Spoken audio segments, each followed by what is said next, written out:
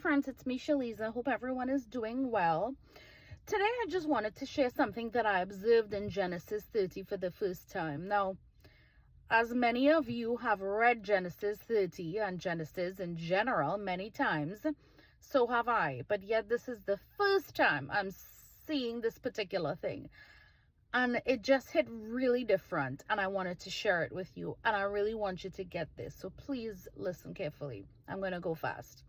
In Genesis 30, the latter part of it, Jacob basically says to Laban, I want to leave your service. I want to leave with my wives, my family, all my stuff, and I want to do something for my own home. You see, this is after many years of Jacob being robbed and mistreated and put to do hard, unfair labor to benefit Laban and make Laban rich. This is after all of that. Jacob is saying, I want to leave you.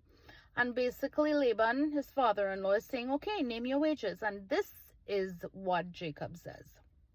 And this is what hit me very different. You see, there's a popular part to the story and there's an unpopular part to the story. So the unpopular part is that Jacob said, okay, what I will take from you, what I want from you when I am leaving, because you have agreed that you know through divination that my labor has made you rich.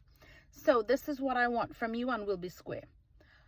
The speckled, the spotted, and the dark-colored sheep and goat. And Laban says yes. Now you might say, well, if he was such a bad guy, Laban that is, why would he agree to it? I'll tell you why.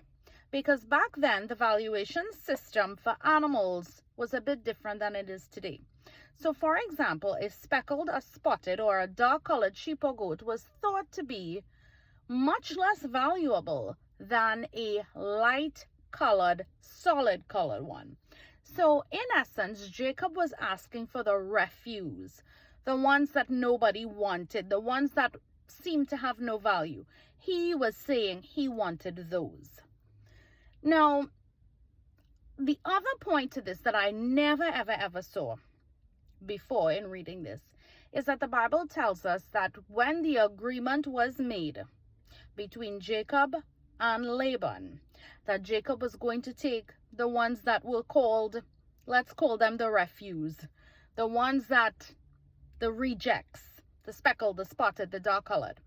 After that agreement was made, there was a distance of 3 days between Jacob and Laban. And this is what it reminds me of.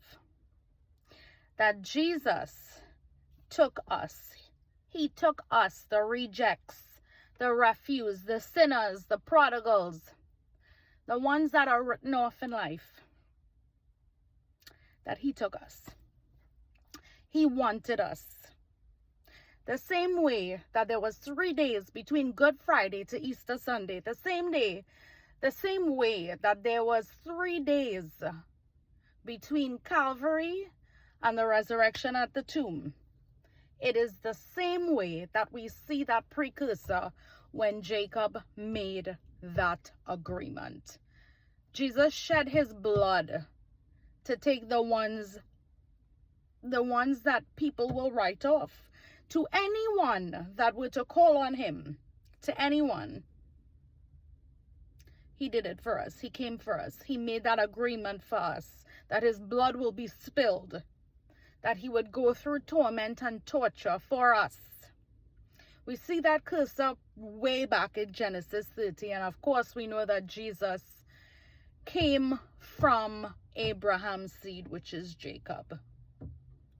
It just reminds me of how God could change the trajectory in anyone's life when you look to him. Now, when I say the rejects and the refuse and that's everyone in the world, because none of us are perfect. None of us could make it without Jesus. The Bible tells us that all our righteousness are like filthy rags without him. We are all the undesirables without him, but through him we are made royalty. Through the 3 days between the cross and the garden tomb resurrection, that's when we were purchased and bought back. So I just want to remind you today that you are loved so deeply by the Lord. So deeply. More than you could ever think, dream, or imagine. He loves you and he's just waiting for you to come to him. My friends, I love you. I hope this blessed you and have a great day.